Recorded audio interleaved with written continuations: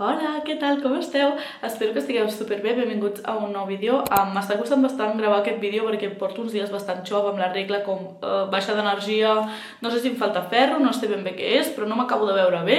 Però bueno, és igual. Em ve molt de gust parlar sobre aquest tema perquè crec que tampoc se'n parla de manera molt extensa i he recopilat bastanta informació que he anotat aquí a les meves llibretetes boníssimes. Parlarem avui sobre sentir-se sol, estar sol, com aprendre a passar temps amb tu mateix, el self-care, però des d'una perspectiva científica, des d'una perspectiva personal i des d'una perspectiva més racional. També per posar-li una mica de sentit i una mica de paraules a aquest sentiment tan universal que realment segurament tots ens hi hem trobat més d'una vegada, de, per molt que estiguem envoltades de gent, sentir-nos sols. Per què passa això? Com podem posar-hi remei? Doncs tot això ho descobrirem en el vídeo d'avui.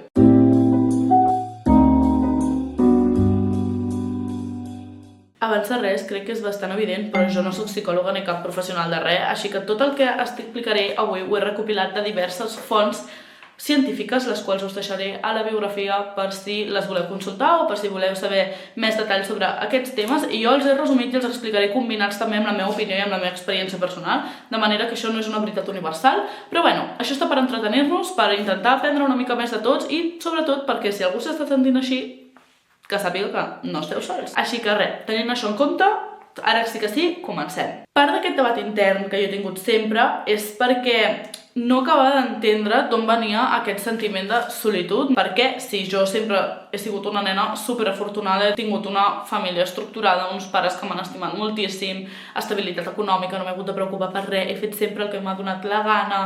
Llavors, com pot ser que envoltada sempre de bons profes, bons amics, bona família, un bon entorn, m'hagi sentit tan sola. I a més, m'ha fet sentir molt frustrada i molt culpable, perquè és el fet aquest, no? Hi ha molta gent que no té i desitjaria tenir la meitat de coses que he tingut jo al llarg de la meva infància, adolescència i breu adultesa. I jo que les tinc, m'estic sentint malament, com si no hi tingués gaire dret, no? Però aquest sentiment realment és molt més comú del que tots ens pensem. La base de tot. Exactament, la psicologia defineix la solitud com una discrepància entre les relacions que voldríem tenir i les que realment tenim. Pot aparèixer tant en persones aïllades com en persones envoltades de gent. I per això és molt important diferenciar estar sol de sentir-se sol. Estar sol seria com la situació objectiva, no? Estar sol vol dir absència d'altres persones. Jo ara mateix estic sola a casa, estic sola en aquest espai, però no em sento sola,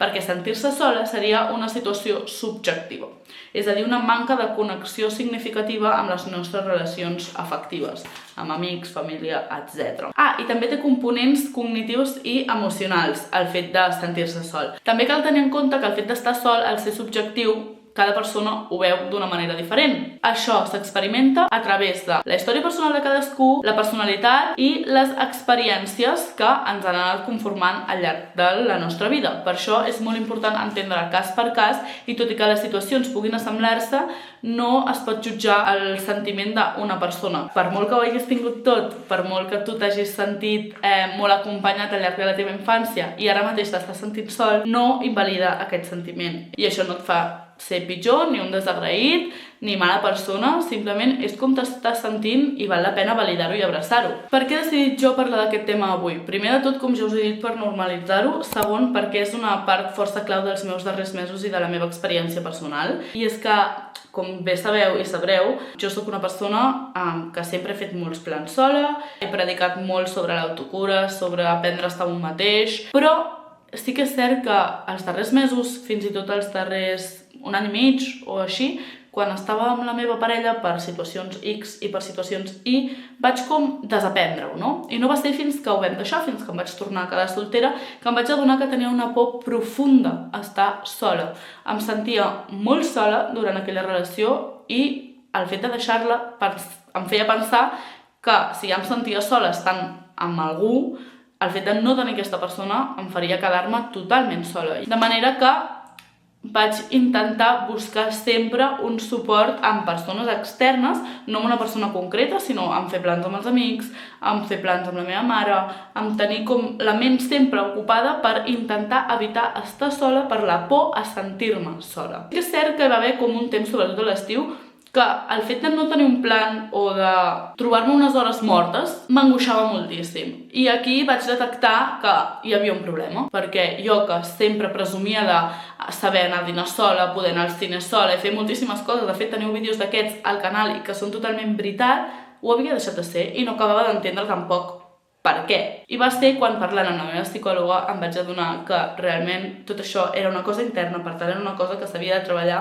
des de dins. Ara puc dir que en els darrers 2-3 mesos m'he estat esforçant moltíssim per tornar a aprendre a estar sola i m'ha costat moltíssim, també ho he de dir. Ha sigut una mica dur, però està valent la pena. I això ho estic fent per diversos motius. Primer, per poder millorar la meva relació amb els altres, perquè no pot ser que el meu estat d'ànim depengui de si tinc plans o no tinc plans, perquè això no és sa. I també em feia una mica de por, estic molt bé sense parella, però si no sé estar sola, no vull tenir en un futur una parella i que això em causi una dependència un altre cop cap a una parella. Però és una oportunitat per treballar-ho de manera que fer-me més forta, fer-me més ferma, poder marcar millor els meus límits i assegurar-me que si en algun moment tinc aquesta relació amb algú, sigui una cosa que pugui mantenir. Sí que durant aquest procés en què molts dels primers cops que em vaig com obligar a estar sola ho vaig passar bastant malament, però és passar aquest sentiment de malestar. Vaig buscar informació, vaig comentar-ho amb la meva psicòloga i tinc bastantes coses interessants que crec que poden anar bastant bé.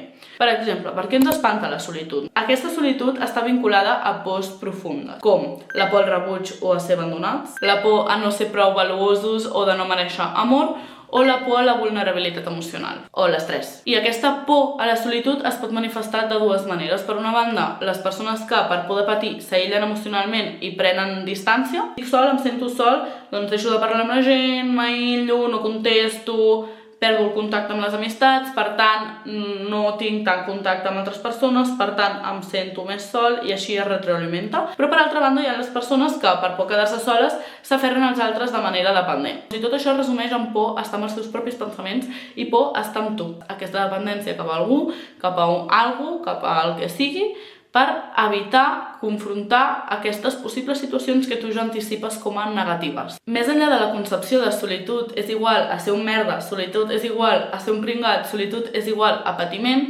això no és realment així. Cito textualment, la capacitat d'estar sol és un indicador de maduresa emocional i benestar psicològic. Quan aprenem a estar sols amb serenitat, connectem millor amb nosaltres mateixos i podem establir vincles més sants amb els altres. Realment, estar sol és una virtut. Molt poca gent sap estar sola. Però bueno, tot això al final és teoria. La pràctica és molt més complicada, però sí que hi ha petites coses que et poden ajudar a estar sol però no sentir-te sol, que pots posar en pràctica el teu dia a dia i que, a mida d'anar-les fent, donen els seus resultats. I aquí t'emporto algunes idees. 1. Explorar activitats individuals positives, encara que sigui fer una llista de coses que realment tu gaudeixes, tu fent, jo què sé, el teu temps lliure. Una llista de coses que tu sàpigues que tu gaudiràs. 2. Buscar ambients propicis. És molt important que a l'hora de començar a fer una cosa nova estiguis en un ambient controlat, un ambient positiu, un ambient que et generi calma, que et generi confiança a dins del que cap. Posa-t'ho fàcil, fes que sigui còmode, que no hi hagin sorolls, o una música que t'agradi molt, o a l'exterior amb el sol, que aquest entorn acompanyi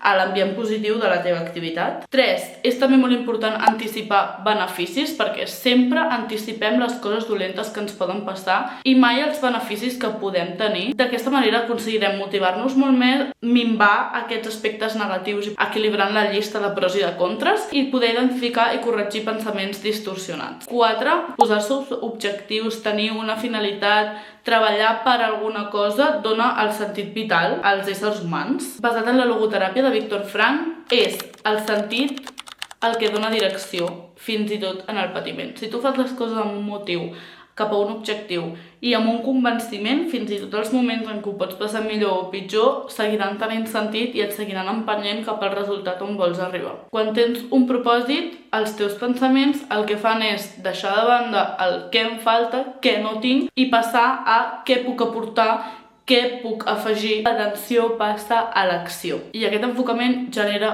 flux, que és un estat mental en el que tu et veus immers en allò que estàs fent i hi dediques tota la teva plena atenció. I ja, per últim, i per tornar a aspectes una mica més tècnics, els beneficis psicològics d'aprendre a estar sol segons els articles que he trobat, podríem ajuntar-los en 5 de diferents. 1. Desenvolupar llibertat emocional, en què ja no depens dels plans, ja no depens de les persones que t'envolten, les que venen, sinó de tu mateix, ets independent i això sempre és positiu. Augmenta la sensació d'autonomia i de control personal, et sents més vàlid, per tant puja la teva autoestima, redueix l'angoixa de separació i la necessitat de distracció constant, amplia l'autoconeixement i genera una base més estable per encarar les relacions amb els altres. Això sí, més enllà de les reflexions científiques i més enllà dels 4 tips així una mica objectius i superficials que us he pogut donar, també és molt important saber que això no és fàcil. Sobretot al principi és probable que quan intentis fer coses sol tinguis angoixa, tinguis malestar, no ho vegis clar, i això